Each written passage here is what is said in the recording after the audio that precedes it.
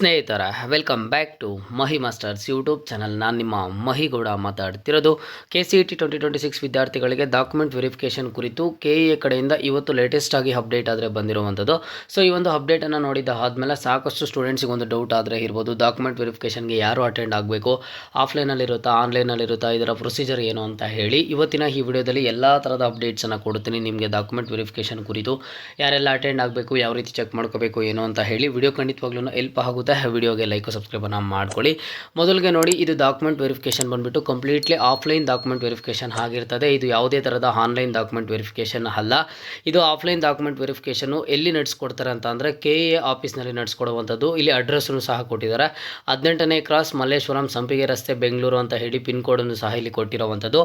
ಈ ಒಂದು ಡಾಕ್ಯುಮೆಂಟ್ ವೆರಿಫಿಕೇಷನ್ಗೆ ಯಾರೆಲ್ಲ ಕಂಪಲ್ಸರಿ ಅಟೆಂಡ್ ಆಗಬೇಕು ಅಂತ ಅಂದ್ರೆ, ಸೊ ಕ್ಲಾಸ್ A1 ವಿದ್ಯಾರ್ಥಿಗಳು, ಕ್ಲಾಸ್ B1 ವಿದ್ಯಾರ್ಥಿಗಳು, ಹಾಗೇನು class B, class C, class D, E, F, G, H, I, J, K, L, M, N ಮತ್ತು ಕ್ಲಾಸ್ ಓವರ್ಗೂ ಸಹ ಇಲ್ಲಿ ಡಾಕ್ಯುಮೆಂಟ್ ವೆರಿಫಿಕೇಷನ್ಗೆ ಹೋಗಲೇಬೇಕಾಗುತ್ತೆ.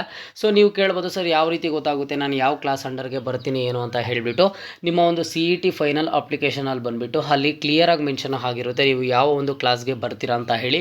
ಮ್ಯಾಕ್ಸಿಮಮ್ ಕರ್ನಾಟಕದಲ್ಲಿರುವಂತಹ ಸ್ಟೂಡೆಂಟ್ಸು, ಒಂದು maximum number of the students ಎಲ್ಲರೂ ಸಹ ಕ್ಲಾಸ್ ಏನೇ ಇರ್ತಾರೆ. ಯಾಕೆ ಅಂತ ಅಂದರೆ ಕ್ಲಾಸ್ ಎಗೆ ಯಾರೆಲ್ಲ ಅಂಡರ್ ಬರ್ತಾರೆ ಅಂತ ಅಂದರೆ 7 ಇಯರ್ಸು ಮಿನಿಮಮ್ ಕರ್ನಾಟಕದಲ್ಲಿ ಸ್ಟಡಿ ಮಾಡಿರಬೇಕು. ಆ 7 ಇಯರಲ್ಲಿ 1 ಇಯರ್ ಬಂದುಬಿಟ್ಟು ಕಂಪಲ್ಸರಿ SSLC ಇಲ್ಲ ಅಂತಂದರೆ PUC ಆದರೆ ಕರ್ನಾಟಕದಲ್ಲೇ ಓದಿ ಪಾಸ್ ಆಗಿರುತ್ತೆ.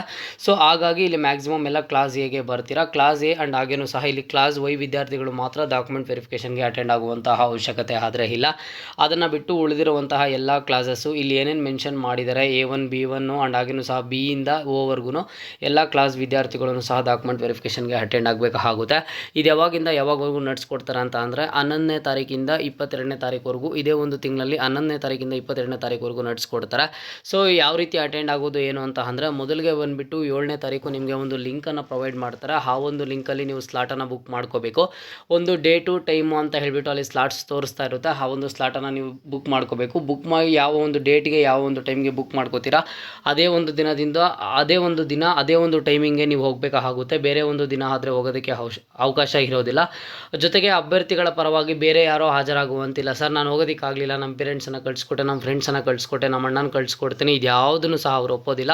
ಕ್ಯಾಂಡಿಡೇಟ್ ಯಾರು ಇರ್ತಾರೋ ಆ ಒಂದು ಕ್ಯಾಂಡಿಡೇಟೇ ಕಂಪಲ್ಸರಿ ಹೋಗಬೇಕು. ಸೊ ಈಗಾಗಲೇ ನೀವೇನೇನೆಲ್ಲ ಡಾಕ್ಯುಮೆಂಟ್ಸನ್ನು ಕ್ಯಾರಿ ಮಾಡಬೇಕು, ನೀವು ಯಾವ ಕ್ಲಾಸ್ಗೆ ಬಂದರೆ ಯಾವ ಡಾಕ್ಯುಮೆಂಟ್ಸನ್ನು ಕ್ಯಾರಿ ಮಾಡಬೇಕು ಅಂತ ಹೇಳಿ KEA ಅವರ ಅಫಿಷಿಯಲ್ ವೆಬ್ಸೈಟಲ್ಲಿ ಈ ಮಾಹಿತಿ ಪುಸ್ತಕ ಅಂತ ಇರುತ್ತೆ. ಅದರಲ್ಲಿ ಹೋಗಿ ಒಂದ್ಸಲಿ ಆದರೆ ನೋಡ್ಕೊಳ್ಳಿ. ನಿಮ್ಮ ಒಂದು ಪ್ರವೇಶ ಪತ್ರ ಆಗಿರ್ಬೋದು, ಆಧಾರ್ ಕಾರ್ಡ್ ಆಗಿರ್ಬೋದು, 12th marks card, SSLC marks card and ಹಾಗೇನು ಸಹ ಅವಶ್ಯವಿರುವ ವ್ಯಾಸಂಗ ಪ್ರಮಾಣ ಪತ್ರ, ಪೋಷಕರ ಪ್ರಮಾಣ ಪತ್ರಗಳು ಅಂತ ಹೇಳಿಬಿಟ್ಟು ಈ ರೀತಿ ಸಾಕಷ್ಟು ಡಾಕ್ಯುಮೆಂಟ್ಸ್ ಆದರೆ ಬರುತ್ತೆ. ಆ ಒಂದು ಡಾಕ್ಯುಮೆಂಟ್ಸನ್ನು ನೀವು ತಗೊಂಡು ಹೋಗಬೇಕಾಗುತ್ತೆ. ಓಕೆನಾ. ಆ್ಯಂಡ್ ಇನ್ನೊಂದೇನು ಅಂತ ಅಂದರೆ, ಇಲ್ಲಿ ಸ್ಟೂಡೆಂಟ್ಸ್ಗೆ ನೋಡಿ, ನೀವು ಡಾಕ್ಯುಮೆಂಟ್ ವೆರಿಫಿಕೇಷನ್ಗೆ ಏನಾದರೂ ಅಟೆಂಡ್ ಆಗಿಲ್ಲ ಅಂತ ಅಂದರೆ ಮತ್ತು ನಿಮಗೆ ಅದು ಮುಂದೆ ಆದರೆ ಪ್ರಾಬ್ಲಮ್ ಆಗುತ್ತೆ. ನೀವೊಂದು ಸೀಟ್ ಹಂಚಿಕೆ ಪ್ರೊಸೀಜರಲ್ಲಿ ಆದರೆ ನಿಮಗೊಂದು ಅವಕಾಶ ಆದರೆ ಇರೋದಿಲ್ಲ. ಸೊ ಹಾಗಾಗಿ ನೀವೇನು ಮಾಡ್ತೀರಾ ಅಂತ ಅಂದರೆ, ಇಲ್ಲಿ ಡಾಕ್ಯುಮೆಂಟ್ ವೆರಿಫಿಕೇಷನು ಈ ಒಂದು ಕ್ಲಾಸ್ ಅವರು ಎಲ್ಲರೂ ಸಹ ಕಂಪಲ್ಸರಿ ಮಾಡಿಸಲೇಬೇಕು. ಈಗ ಬೇರೆ ಕ್ಲಾಸ್ ಅವರು ಎಲ್ಲರೂ ಸಹ ಕ್ಲಿಯರ್ ಆಗಿದ್ದಾರೆ ಈ ರೀತಿ ಡಾಕ್ಯುಮೆಂಟ್ ವೆರಿಫಿಕೇಷನ್ಗೆ ಹೋಗಬೇಕು ಅಂತ ಹೇಳಿಬಿಟ್ಟು. ಕ್ಲಾಸ್ ಎ ವಿದ್ಯಾರ್ಥಿಗಳಿಗೆ ಒಂದು ಡೌಟ್ ಆದರೆ ಬಂದಿರುತ್ತೆ, ನನಗೆ ಯಾವ ರೀತಿ ಡಾಕ್ಯುಮೆಂಟ್ ವೆರಿಫಿಕೇಷನ್ ಏನು ಅಂತ ಹೇಳಿ. ನೋಡಿ, ನಿಮ್ಮ ಅಪ್ಲಿಕೇಶನಲ್ಲಿ ಕ್ಲಾಸ್ ಎ ಅಂತ ಯಾರಿಗೆಲ್ಲ ಮೆನ್ಷನ್ ಆಗಿರುತ್ತೋ ನೀವು ಏನು ಮಾಡಬೇಕು ಅಂತ ಅಂದರೆ, ನನಗಾಗಲೇ ಸಾಕಷ್ಟು ಸಲ ನಿಮಗೆ ಹೇಳಿದ್ದೆ, ಅಪ್ಲಿಕೇಶನ್ ಹಾಕಿದ್ದ ಆದಮೇಲೆ ನೀವೇನೇನೆಲ್ಲ ಕ್ಲೈಮ್ ಮಾಡಿದ್ದೀರಾ, ರೂರಲ್ ಕೋಟಾ ಕ್ಲೈಮ್ ಮಾಡಿದ್ದೀರಾ, ಇಲ್ಲ ಅಂತ ಅಂದರೆ ಕನ್ನಡ ಮೀಡಿಯಂ ಕೋಟಾ ಕ್ಲೈಮ್ ಮಾಡಿದ್ದೀರಾ, ಏನು ಕ್ಲೈಮ್ ಮಾಡಿರ್ತೀರಾ, ಯಾವಾದರೆ ಕ್ಲೈಮ್ ಆಗಿರೋದಿಲ್ಲ ನಿಮ್ಮ ಒಂದು ರೆಸ್ಪೆಕ್ಟಿವ್ PU ಕಾಲೇಜ್ಗೆ ಹೋಗಿ ಅಲ್ಲೇ ವೆರಿಫಿಕೇಷನ್ ಮಾಡಿಸಿ ಅಂತ ಹೇಳಿಬಿಟ್ಟು. ಕ್ಲಾಸ್ ಎ ವಿದ್ಯಾರ್ಥಿಗಳಿಗೆ ಡಾಕ್ಯುಮೆಂಟ್ ವೆರಿಫಿಕೇಷನ್ ಬಂದುಬಿಟ್ಟು ಆನ್ಲೈನಲ್ಲಿ ಇರ್ತಿತ್ತು. ಅದನ್ನು ಸಹ ನಾನು ಸಾಕಷ್ಟು ಸಲ ವಿಡಿಯೋದಲ್ಲಿ ತೋರಿಸ್ಕೊಟ್ಟಿದ್ದೆ ಯಾವ ರೀತಿ ಏನು ಅಂತ ಹೇಳಿಬಿಟ್ಟು. ಸೊ ಹಾಗಾಗಿ ನಿಮ್ಗೆ ಆದರೆ ಕ್ಲಿಯರ್ ಆಗಿರುತ್ತೆ. ಈ ಒಂದು ಟೈಮಲ್ಲಿ ಏನು ಮಾಡ್ತಿದ್ದಾರೆ, ಇದಕ್ಕೆ ಕ್ಲಾಸ್ ಎ ಆ್ಯಂಡ್ ಹಾಗೇನು ಕ್ಲಾಸ್ ವೈ ವಿದ್ಯಾರ್ಥಿಗಳು ಆಫ್ಲೈನಲ್ಲಿ ಡಾಕ್ಯುಮೆಂಟ್ ವೆರಿಫಿಕೇಷನ್ಗೆ ಅಟೆಂಡ್ ಆಗುವಂಥ ಅವಶ್ಯಕತೆ ಇಲ್ಲ. ನಿಮ್ಮ ಅಪ್ಲಿಕೇಶನ್ ನೋಡಿಕೊಂಡು ನಿಮ್ಮ ರೆಸ್ಪೆಕ್ಟಿವ್ PU ಕಾಲೇಜಲ್ಲಿ ಡಾಕ್ಯುಮೆಂಟ್ ವೆರಿಫಿಕೇಷನ್ ಮಾಡಿ ಅಂತ ನಾನು ಏನು ಹೇಳಿದ್ದೆ ಆವಾಗ, ಆಗ ಯಾರೆಲ್ಲ ಮಾಡಿಸಿದ್ರೆ ಅದೇ ಒಂದು ವೆರಿಫಿಕೇಷನ್ ಆದರೆ ನಿಮಗೆ ಅದು ಸಾಕಾಗುತ್ತೆ. ಓಕೆನಾ. ಆ್ಯಂಡ್ ಇನ್ನೊಂದೇನು ಅಂತ ಅಂದರೆ, ಈಗ 22ನೇ ತಾರೀಕುವರೆಗೂ ಆಫ್ಲೈನಲ್ಲಿ ಡಾಕ್ಯುಮೆಂಟ್ ವೆರಿಫಿಕೇಷನ್ ನಡೆಯುತ್ತೆ. ಮೇ ಎಂಡ್ಗೆ ಇಲ್ಲ ಅಂತಂದರೆ ಜೂನ್ ಫಸ್ಟ್ ವೀಕಲ್ಲಿ ನಿಮ್ಮ ಒಂದು KCET 2026 ರಿಸಲ್ಟ್ ಆದರೆ ಅನೌನ್ಸ್ ಆಗುತ್ತೆ. ಓಕೆನಾ. ಇದು ಇವತ್ತಿನ KEA ಕಡೆಯಿಂದ ಬಂದಿರುವಂಥ ಲೇಟೆಸ್ಟ್ ಅಪ್ಡೇಟ್ ಆಗಿತ್ತು. ಮುಂದೆ ಎಲ್ಲ ರೀತಿಯ KCET 2026 ಕೌನ್ಸಿಲಿಂಗ್ ಅಪ್ಡೇಟ್ಸನ್ನು ಕೊಡ್ತೀನಿ. ಚಾನಲ್ಗೆ ಲೈಕ್ ಸಬ್ಸ್ಕ್ರೈಬನ್ನು ಮಾಡ್ಕೊಳ್ಳಿ.